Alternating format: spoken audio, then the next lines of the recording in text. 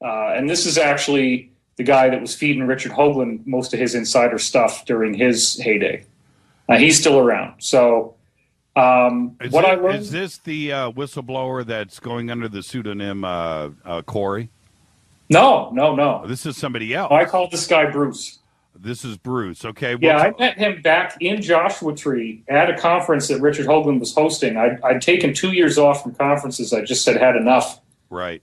Because, all it takes is one or two people following you around and won't stop talking and being really pushy, and that can ruin your whole weekend. So I kind of just was like, I don't want to do this anymore. And when I got back into it, it was Richard talking me back into it.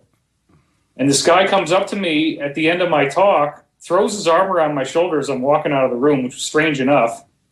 And he goes, "You're about 75% correct." Oh, no, really? And I'm like, "Well, what's the other 25?" And he said, "Well, come on out to dinner and I'll tell you." I'm like, "Okay." And he sure told me. I mean, I learned all kinds of stuff from this guy, but just to cut to the quick, the honey trap was set up where Howard Hughes hired females to have sex with guys in the Illuminati. Now we're going way down the rabbit hole real fast. Right. The aircraft tycoon Howard Hughes paid these women to have sex with these guys, and it was through this that he found out that they consider themselves to be the descendants of extraterrestrial humans. And from the intel that he gathered, he became very interested in this subject and started to go to these giant rock gatherings. And so Howard Hughes was the secret money guy behind why the Integratron got funded in the first place. Right. That's where the money came from. The problem was that this device, had it worked properly, and remember, George Van Tassel, for those of you who are listening and don't know this already, he did have telepathic contact with extraterrestrials, and he was brought up into space on their ship, which they don't do anymore for the most part. That's right. Back then they were. And so Van Tassel was given blueprints for a device that, if it had worked, would have created a portal that you could actually use to travel throughout the cosmos. And it's a very interesting building. It's a big wooden dome. And it's got very interesting acoustics in there. And I'm sure, Jimmy, you've been in there innumerable times and tested out the acoustics yourself. It's like if you stand in the middle, it's very strange. And also they do this sound bath thing where you lay down on the floor. Have you ever had that done? I've heard that they do it really nice out there. Oh, yeah. All those Tibetan singing bowls with the big crystal bowls. That's right. That's right. And you can be literally, just to show you how strange this is, you can be on one side of this dome and somebody on the other side can be whispering to the person next to them, and you will hear the whispering. But then people that are like 15 feet away from you on the sides, off to your right and left, you don't hear anything they're saying. Didn't Queens of the Stone Age record an album out there? Oh, yeah. I mean, it's a very popular destination. Obviously, it's close to Los Angeles. What people don't really get is that it was intended to be a functioning portal device, and Howard Hughes was given strict instructions by the ETs that he had to make it available to everyone. And then in the final stages, before they'd finished construction, the ETs hadn't given George Van Tassel quite all of the instructions and blueprints necessary to actually make it work.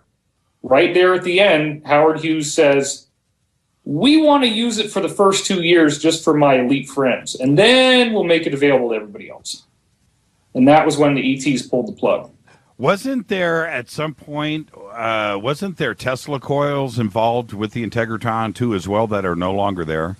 Yeah. There was a whole elaborate setup that was intended to create what amounts to a spiraling field within gravity. Most people don't understand that gravity itself is a dynamic moving force that's actually flowing down into the earth like water, and it's actually what creates the atoms that make the earth. And this is not some pseudoscience speculation. Actually, physicist Nassim Haramein, who you've probably interviewed, won the Belgian Physics Prize for a theory that showed that gravity has to be the solution to the weak nuclear and strong nuclear forces, what holds the atom together. Right. So then that means if you look at the Earth as if it's an atom, then gravity is what's feeding the Earth to keep all the atoms running. And therefore, if it's a fluid-like energy flowing into the Earth, you can create currents in the energy. You can create spin in the current. And that is what pyramids and these types of domes actually do. They create a vortex in the energy. And the really cool part is that if you build these pyramids and domes in the right places on Earth, and then you have the right planetary alignment, you can actually get this interesting phenomenon where electromagnetic energy is transformed into gravitational energy and vice versa. And not only does that give you free energy and anti-gravity, but it also creates traversable wormholes that can be used to travel both through space and through time.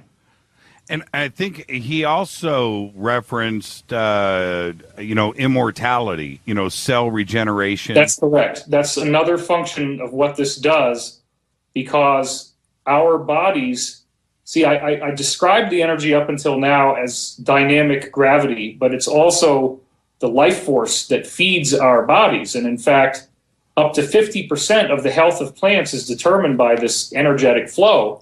And there's lots of simple experiments people can do. Just germinate 2 sets of seeds, put one inside a pyramid and leave the other one out of the pyramid and wait and see what happens. The pyramid seeds are going to grow a lot faster than the ones that are outside the pyramid. You know what? To me, it looks like the Integratron, the basic movement of it and everything, it's been well maintained, could probably fire up again. I think you and I should get some Tesla coils together and fire that sucker up. I think that's what we should do. And I'm not joking about this. I think it wouldn't be that difficult, and I think it would really piss a lot of people off. Don't you think we should go out there and see if we can fire it up? That'd be a cool thing to do. I mean, it would be kind of the equivalent of trying to jumpstart a Model T from the junkyard when you got Lamborghinis around, but it can be done. Hey, you know what else? There's one other thing that Van Tassel, let's stay on the subject for a second. There's one other thing that Van Tassel talked about that I found really, really interesting, and I found a bunch of dead ends. And that was the time machine that he built out in Santa Monica. And, right.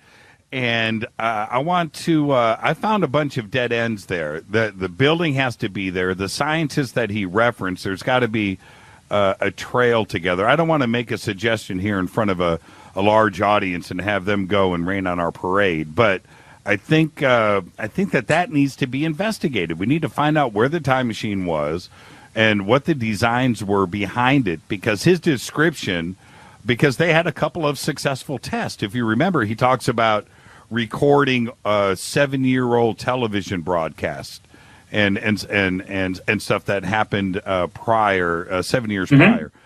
Do you have any information on that?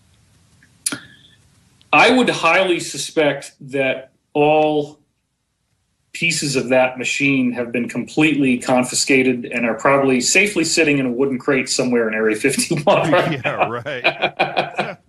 It was so weird to hear him specifically say, very cavalier. Oh, yeah, well, I've got this 5-story building in downtown Santa Monica, and we built this time machine, and it's built based on this formula, and we have this, and this, and we have successfully gone back 7 years.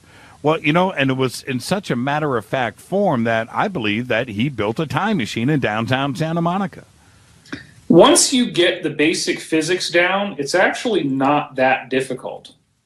This is a technology that has been rediscovered redundantly, and when it gets rediscovered, that's when the authorities come in and shut you down. Part of the problem is, and this is kind of, we're doing PhD level stuff anyway, so why not just keep going? But the real issue is that this spiraling gravity I was talking about does develop a geometric pattern in terms of how the spirals flow. It's not just evenly spiraling all over the Earth. It has currents. And those currents actually form straight lines that are geometric in nature, historically called ley lines. Part of the problem that happens is that if you build any of this type of technology, you will attract a ley line to the technology. It'll branch off. And they have satellites. The cabal, if you want to call them that, military industrial complex, has satellites where they will detect a change in the ley lines. And I'll give you an example. I had one guy who I know personally. He was a free energy scientist, and he shared this story with me in confidence, and you could see the terror in his eyes as he told me this story. He was with a group of guys. They were extremely careful. They had total operational security. Nobody knew what they were doing. They had their machine in 5 different components, and they would only bring the components together when they were going to do a test. They tested it. They put all the components together, and it worked. They left it set up overnight.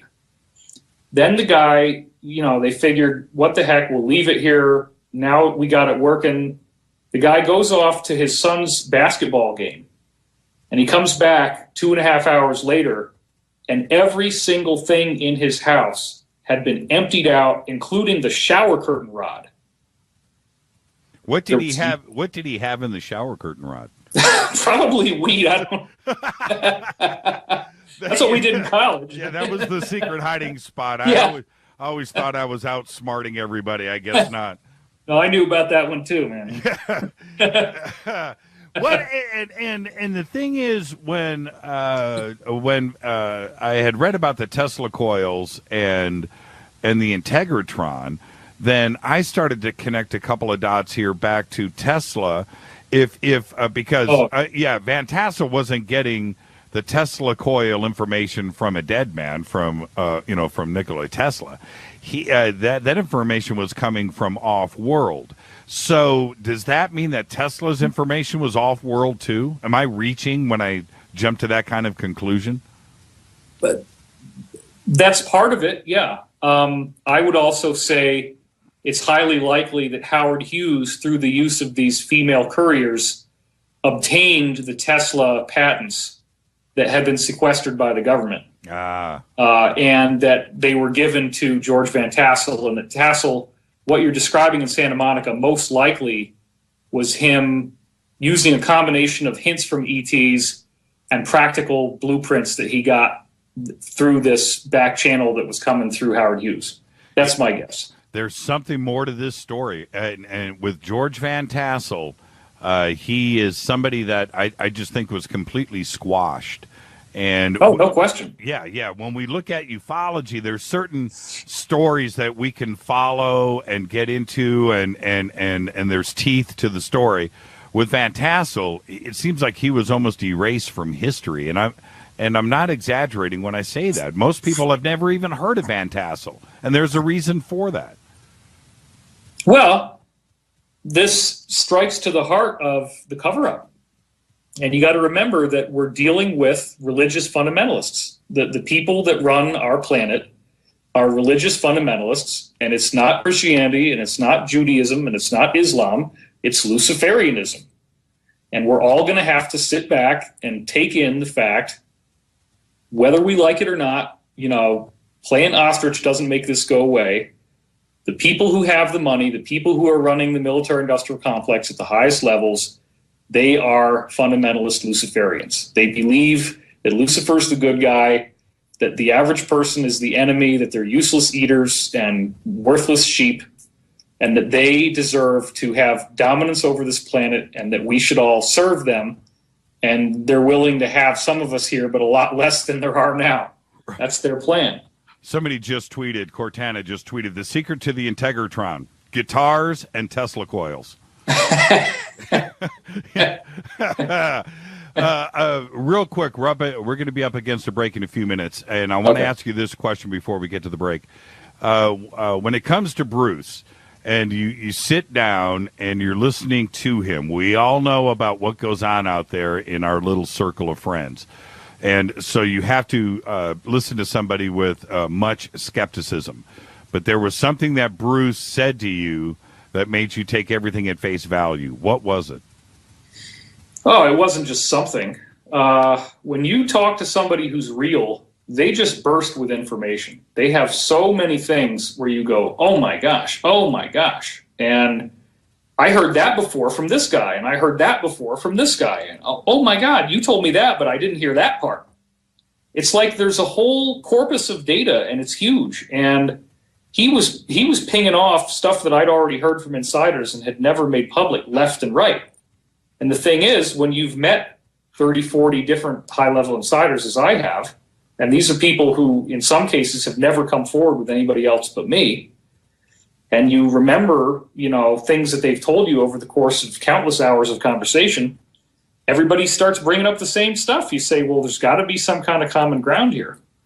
So I could give you some specific anecdotes of things he told me that were really cool, but there's a lot of them. Okay. I mean, it was... Lead us into the break with one, because I know you, David. I know you got one. Lead us into the break with one.